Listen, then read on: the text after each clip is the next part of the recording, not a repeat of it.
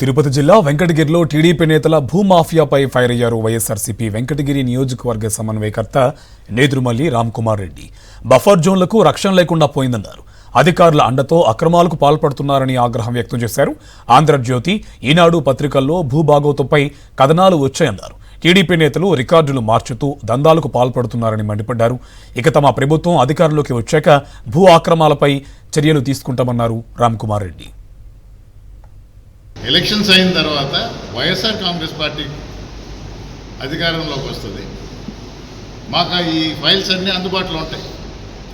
లేఅవుట్లో public place కోసం వదలాల్సిన స్థలం వదలటం లేదు.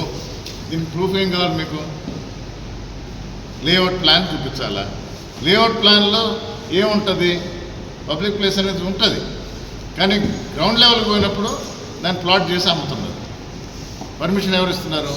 టౌన్ ప్లానింగ్ అతను పబ్లిక్ ప్లేస్ అనే చూపిస్తాడు. నీకు ప్రూఫ్ ఎక్కడి నుంచి వస్తుంది? అప్పుడు ఫిజికల్గా సైట్కి పోయేసి రిజిస్టర్ చేసినప్పుడు ఇది తప్పు, దీన్ని ఎలా అలౌ చేశారు అని. బఫర్ జోన్ కింద పోయాం, మీకు ప్రూఫ్ ఏం కావాలన్నారు? ఎన్జిటికి కేసు పెట్టాం. అదే ఆ పక్క కూడా రాపూర్ రోడ్ కంపాలెం దగ్గర అది క్లియర్గా కనబడుతూ ఉంది. మరి ఇదే కదా పేపర్లో రాసింది, ఈ వార్తే కదా. అధికారులు ఏమయ్యారు? చూస్తూ ఎందుకు గమ్మునంటున్నారు? ఎవరి ఆదేశాల మేరకు జరుగుతుంది ఈ అన్యాయం, ఈ అక్రమం, ఈ ఆక్రమణలో? ఇదే మేము కూడా అడిగేది. ఇప్పుడు దీనికి మేము జవాబు చెప్పాలా? ఏ ప్రూఫ్ ఉంది అని అంటే, జరుగుతున్న అన్యాయం కళ్ళెదురు కనబడుతుంది. దాన్ని ఈనాడు, ఆంధ్రజ్యోతే రాస్తుంది.